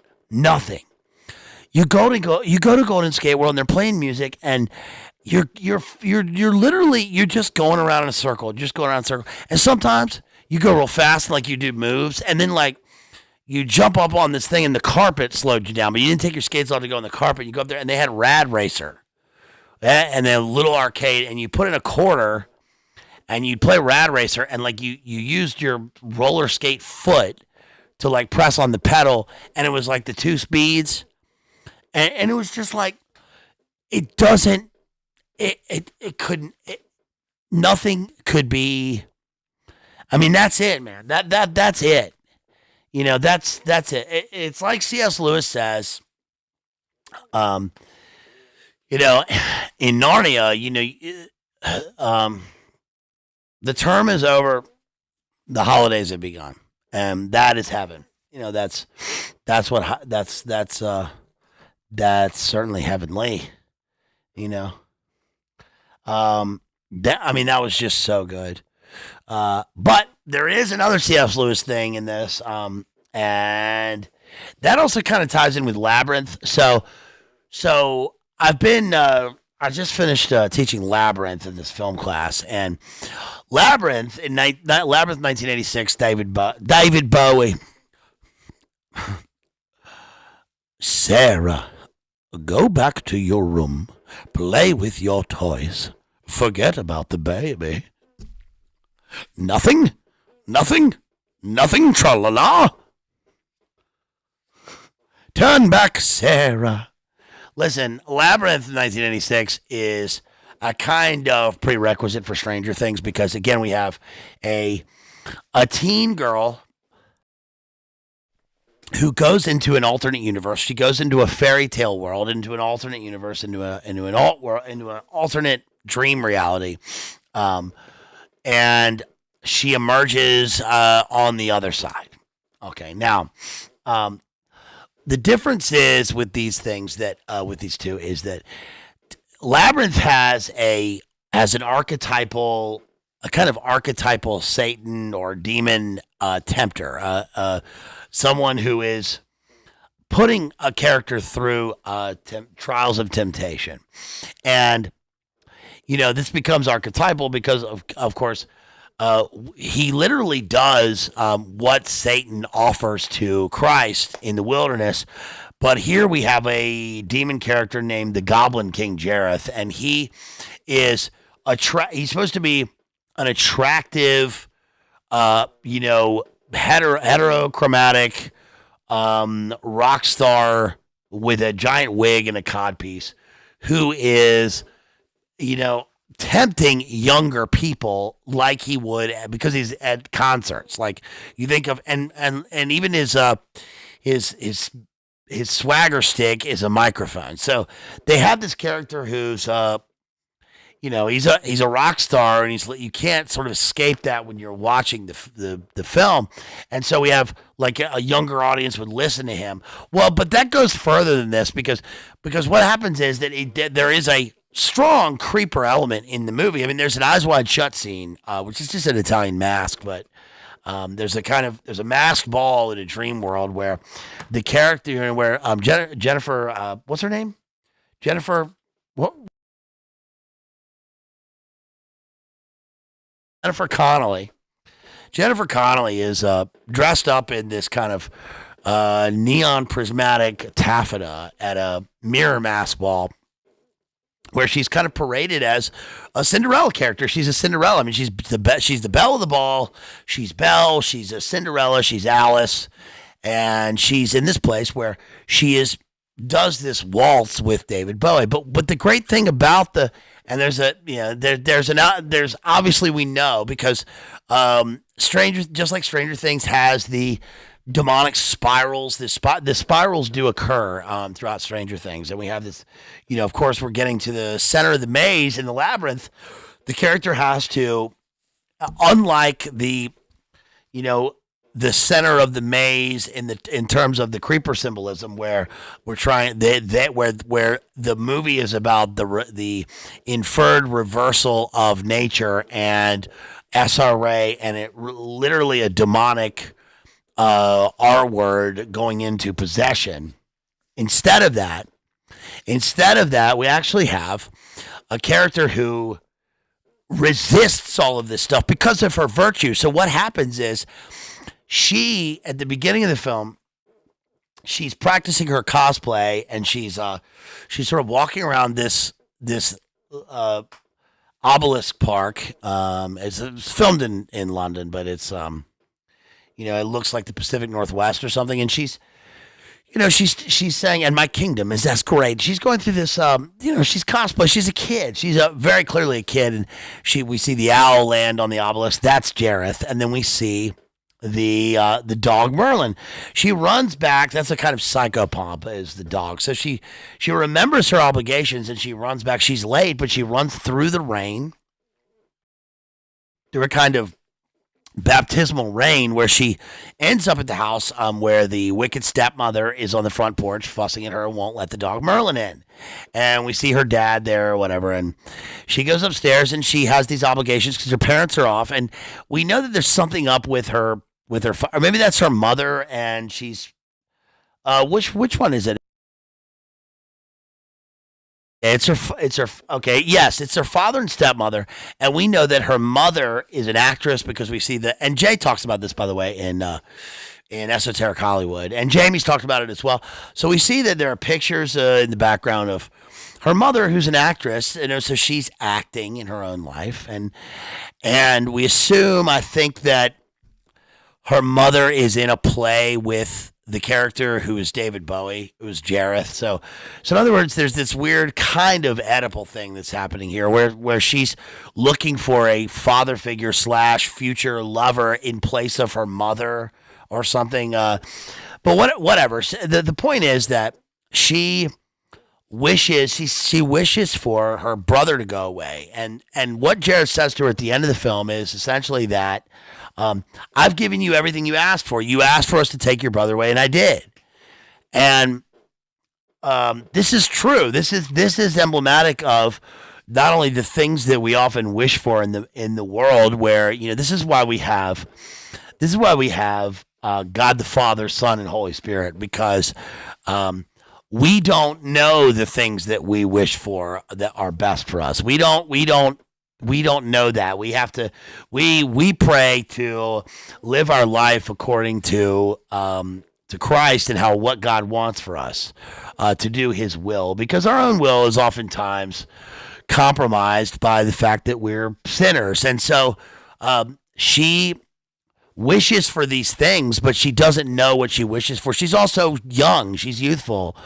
And so immediately this demon bursts in through the window, and she is drawn into the other a fantasy world, right?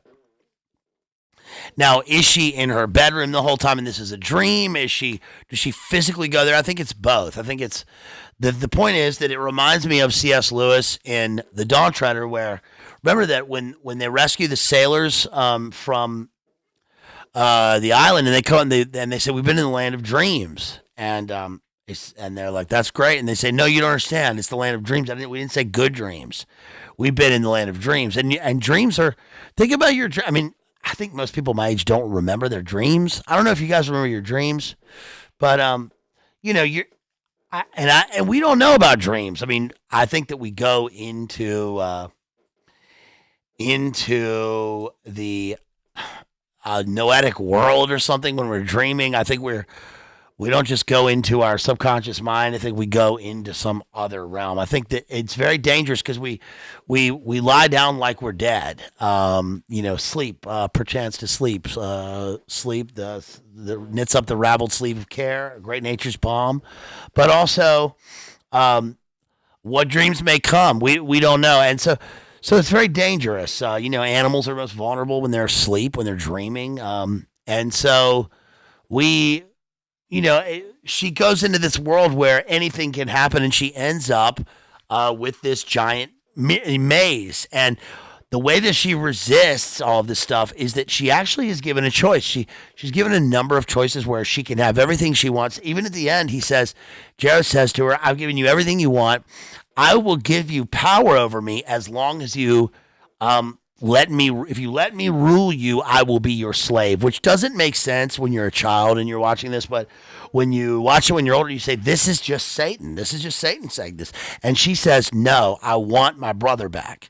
So she's willing to sacrifice her life for her brother. She's willing to go through this trial for her brother. And the brother's a baby. And what happens at the end of the film, by the way, is that when she says that he has no power over her, she actually, watch the transition that happens at the end. She goes back into she finds herself back in her house. The first thing that she does is she checks on her brother. So she walks upstairs, she checks on her brother. Her baby brother's asleep in the crib. And then she goes and grabs the teddy bear. The teddy bear, just like in The Shining, the teddy bear is the symbol of her youth. It's infantile. So she gets the teddy bear. And she gives it to her little brother, and she says, you can have this. I don't need this now. So now we know that she is crossing over. At the very basic level, the movie is a rite of passage. It's a kind of, it's a crossing over. She's crossed through the abyss of her dreams, and she's now crossed over into adulthood. So she's learned to give away. She's learned to literally to put away childish things. So she puts away the teddy bear, gives it to her brother. And then she starts taking down all of the pictures of things that she liked when she was a child, and she puts them in a box. The same thing happens in Stranger Things, by the way. Remember that Will is in season 3 is obsessed with the boys being in D&D. They want to be in D&D. He wants them to be Dungeons and Dragons. He wants them to have fun and wants them to be kids forever. And there's a great scene where he goes back. First of all, this is, he's dressed like a sorcerer. I'm going to cover Stranger Things season 4. I don't know if I'll cover it before Christmas, but I think we'll wait till the whole thing's done and then I'll cover it. I don't know. But Will's dressed like a sorcerer with the Sorcerer's Apprentice in season 3, and he's cosplaying. He's doing his D&D thing, and then what happens is that he wants the boys to always be together, and he's scared of them growing up. Like Neverland. The problem is that when you go to Neverland, Neverland. You really BLA makes even shitty movies sound interesting. That's cool. Thank you. That's a good compliment.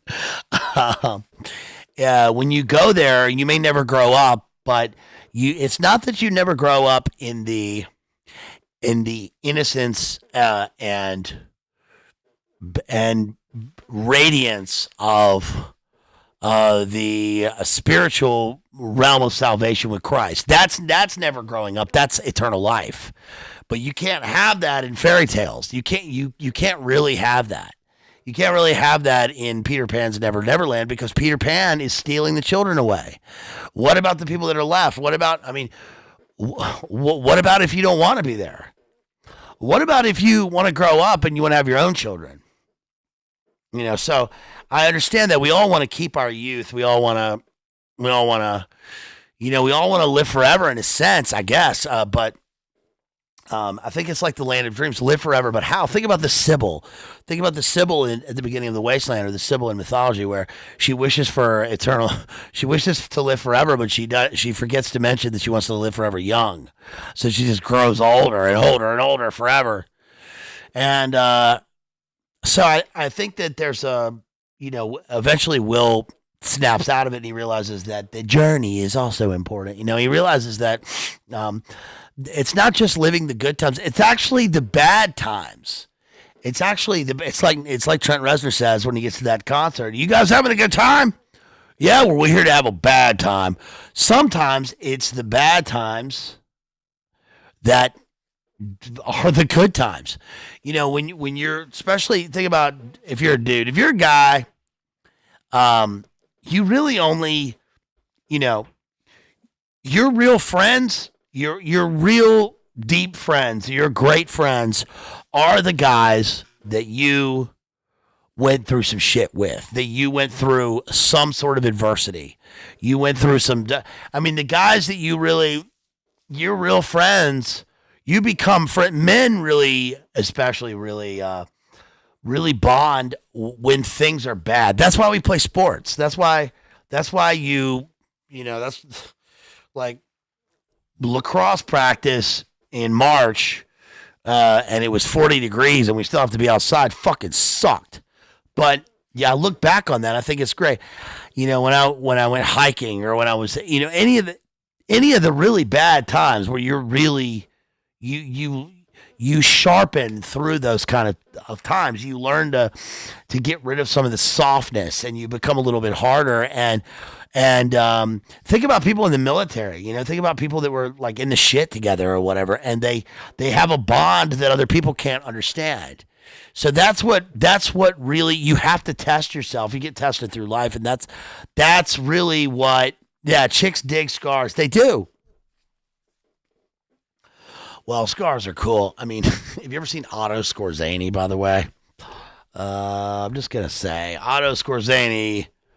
Oh, let me get my mouse working here. Otto Skorzeny. I can't do this. Here we go. Somebody click that show. One of the mods, click that show right there. There you go. I got it. Put that away. Yeah, Otto Skorzeny, who was, he was Hotler's top guy, was a cool fucking guy, man. He had dueling scars on his face. That's pretty fucking cool, dude. That is sick. I mean, that's cool. Scars make you. Scars are cool. By the way, did you know this? That apparently, if you have really bad acne when you're a kid, that you will have fewer wrinkles when you're older. I didn't know that. And also, by the way, the guy I would get to play me in no, not the guy. I would get Andy Serkis to play me in a movie, but the guy that I think I most like in movies, the guy that I kind of act like too, is Brian Cox. Pig fuck! The guy in Succession. I'm like a lot like that guy. I'm like that guy a lot in real life. And I like how he's got those like pock marks. Like if you're a dude, those pockmark scars are pretty cool. Those are cool. Fencing scars are sweet. Dude, I was in this play and I got a sword cut right here. It went right here. And I was like, a cut too. I was playing Romeo. Doing Romeo and Juliet, and I was fencing, and this guy fucking got too close and cut my face with a sword. And he was like, I'm sorry. And I was like, no, don't worry about it.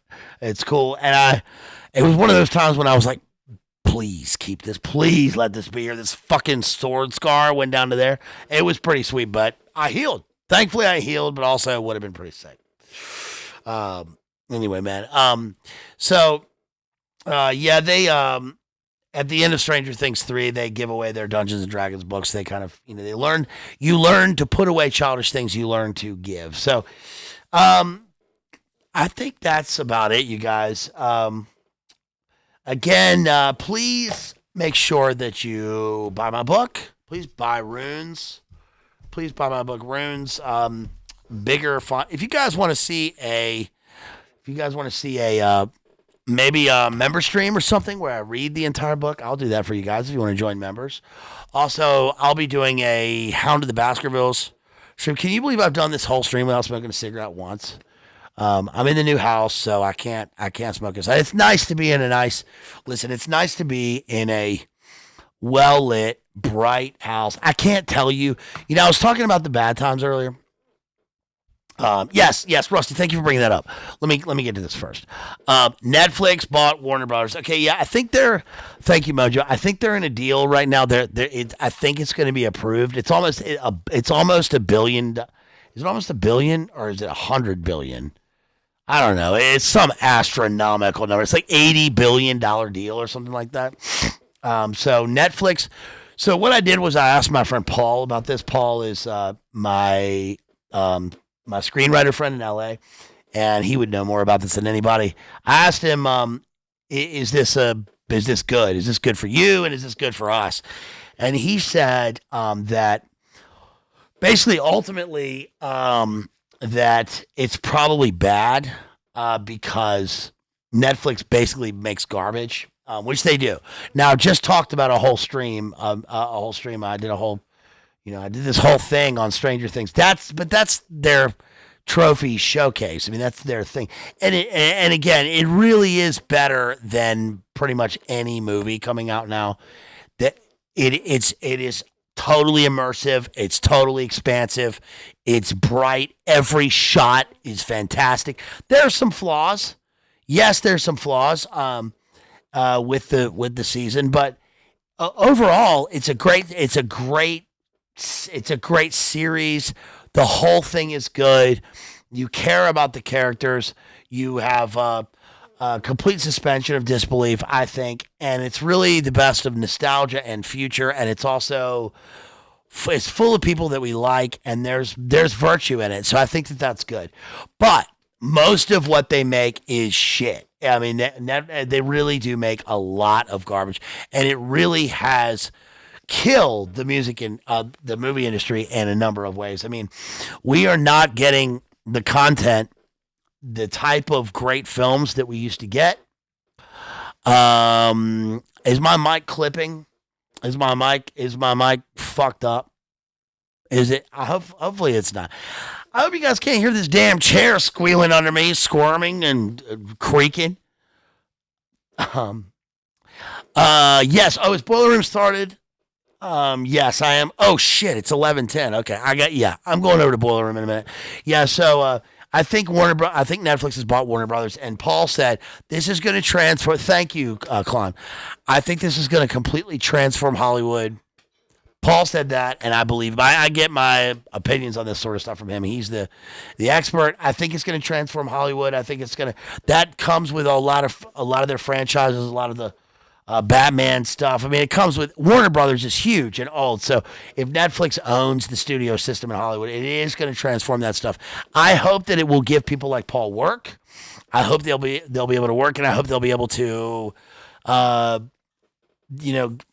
not just make all the shit that they've been making in the political stuff, the ideology that replaces belief in movies. But I hope that they will go back to having big movies, tentpole movies that allow for other films to be made. Smaller films, independent movies, things with heart. So they became garbage with Bird Box. Hey, good point.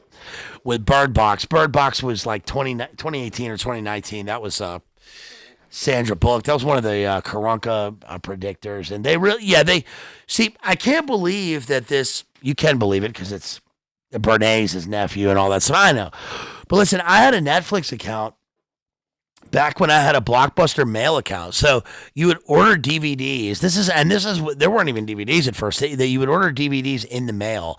The first DVD that I ordered was Lenny Riefenstahl's Olympia. I wanted to see that because they had that. And I was living in New York.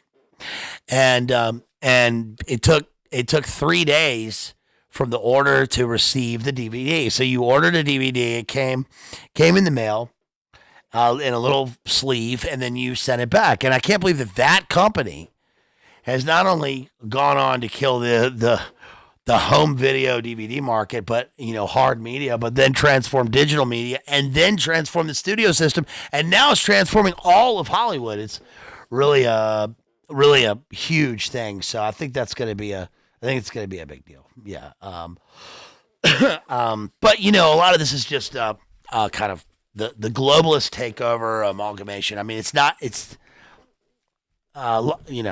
it's whatever. So we'll see. We'll see what happens with that. We will see what happens with that. So let's look at some super chats real quick, because I guess Boiler Room is live. I'm sorry. And bring back Blockbuster. Yeah, I mean, Blockbuster was so great. Blockbuster also, by the way, had problems. I mean, they also were annoying back in the day. So we can't pretend like it was great. I mean, and digital media, by the way, is great. I mean,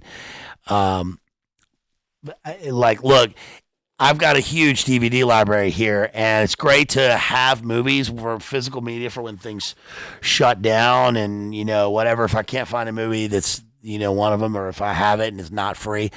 But watching it on a digital stream really now with the television technology makes all the difference, because you think that the Blu-ray is the highest form of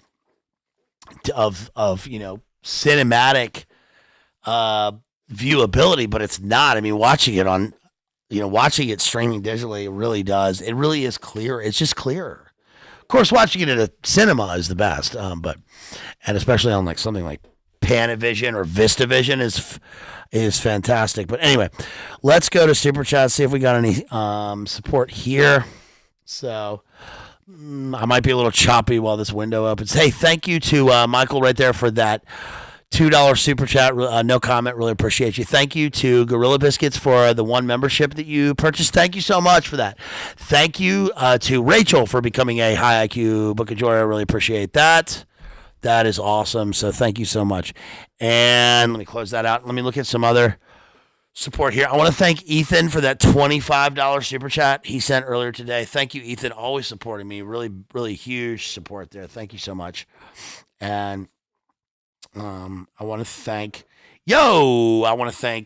Jason right there for that $10 on Jason. I want to thank Jason also. Always want to thank Jason. James sent me $10 on PayPal. Thank you so much. Did you leave a comment? He said, "Hey, Baze, good to hear you back." Hey, thank you, James. Really appreciate that. Thank you. Thank you to hear from you, sir. Really appreciate that. Let's see. I think that might be it. I want to thank Andrew. I want to thank my friend Andrew out there. My friend Andrew, who's back in Chicago. My friend Andrew, for all of his support and being a good friend. Thank you so much, buddy. And, of course, Ethan, I want to thank you again. Hey, thank you to everybody who has bought my book. You guys are awesome. Let's see. Hold on. I want to see real quick how many copies I've sold now. Let me just check on this real quick, because I just got my payout. I just got my first payout from in royalties, and it was very big. I can't believe it. I mean, thank you guys so much. You allowed me really to. I bought a lot of Christmas presents this year for people. I haven't been able to buy Christmas presents for my family for years, and I've been I know what it's like to be down there. So thank you so much. I really appreciate it. I was able to spend a lot of money this year on presents, of course, for my wife, my beautiful wife, and my family. I'll see them down south in a little bit. So thank you guys. It's really you guys that did that. And I can't believe that I sold as many copies of this book of poetry as I did. I mean, that just doesn't really, nobody really buys poetry, but you made me a huge, you made me a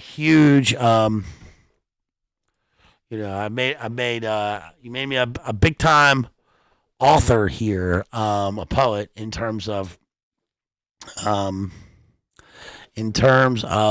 sales. I mean, you guys, I've sold 131 books. I mean, that's very good. I mean, that's very good. I don't think people ever sell 131 books of poetry or anything.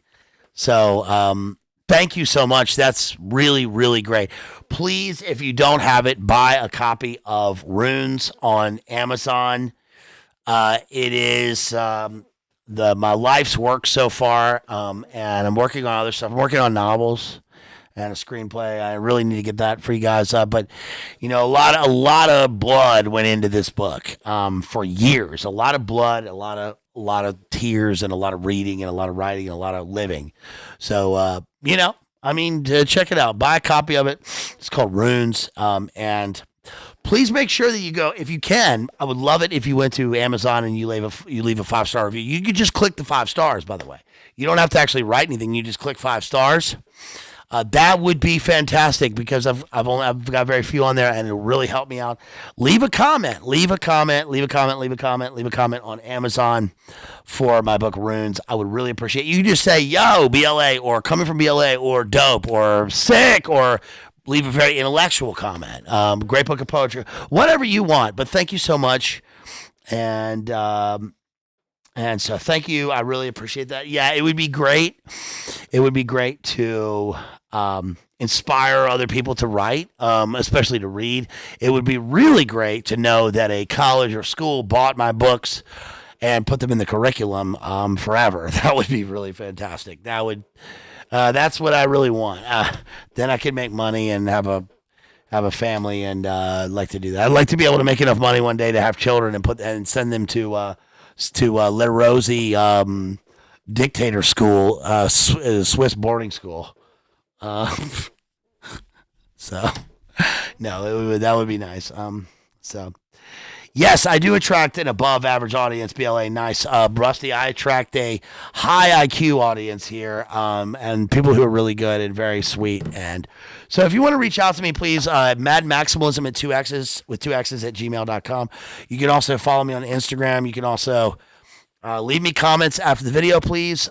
Please share. Thank you to Rachel for stopping in. Rachel's great. Again, I pray for her and Andy and their family. They're going to be fruitful and have a lot. They've already had a lot of success. They are successful, so that they continue to have success down there in Texas. Would you accept the laureate job? Who would give that to me? Who would give me the laureate job? Of course, though. Of course I would, because then I can introduce some based poetry into the sick world of, and I don't mean sick in a good way, sick world of publishing and academia. Maybe they need some based literature, something a little to shake things up. I don't know. All right, you guys, thank you so much. I love you guys. I'm gonna play us out. To play us out. What does that mean, to play us out? To end the show? What? All right, go. That'll do it here. For I said what? Can't do it. We do it live. We do it live. I'll write it and we'll do it live. Fucking thing sucks. All right. So hold on.